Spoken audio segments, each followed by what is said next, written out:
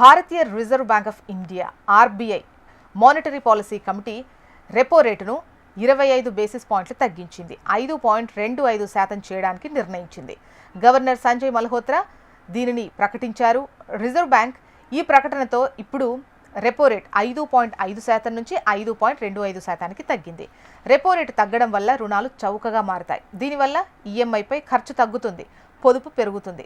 ఈ నిర్ణయం సాధారణ వినియోగదారులు, ఉద్యోగులు, చిన్న వ్యాపారాలు, హోమ్ లోన్ తీసుకున్న వారిపై ఎటువంటి ప్రభావం చూపిస్తుందో ఇప్పుడు మనం తెలుసుకుందాం.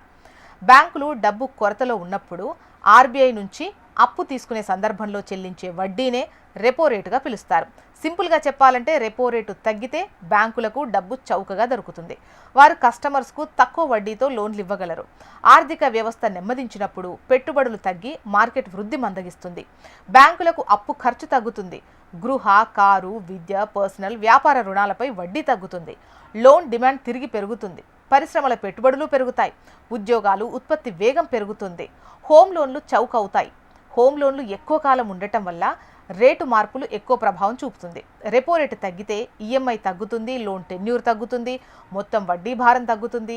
దీర్ఘకాలం ఉండటం వల్ల అత్యధిక లాభం ఈ వర్గానికి ఉంటుంది అని చెప్పొచ్చు. అయితే ఫ్లోటింగ్ వడ్డీ రూపంలో తీసుకుంటే లాభం చేకూరుతుంది. మెజారిటీ పర్సనల్ లోన్స్ ఫిక్స్డ్ రేటుతో ఉంటున్నాయి కాబట్టి పర్సనల్ లోన్స్పై రెపో రేటు ఎటువంటి ప్రభావం చూపదు అని చెప్పొచ్చు. అయితే కొత్తగా లోన్ తీసుకునే వారికి మాత్రం లాభం. ఎంఎస్ఎంఈ లోన్లు, చిన్న వ్యాపారాలు ఫ్లోటింగ్ రేటుపైనే ఎక్కువగా ఉంటాయి. రెపో రేటు తగ్గితే వ్యాపారం విస్తరించేందుకు అవకాశం ఉంటుంది. పర్సనల్ లోన్లు, ఆటో లోన్లు నేరుగా రెపోకు లింక్ కాకపోయినా బ్యాంకుల మొత్తం ఖర్చులో తగ్గడంతో ఇవి కూడా కొంతమేర తగ్గుతాయి.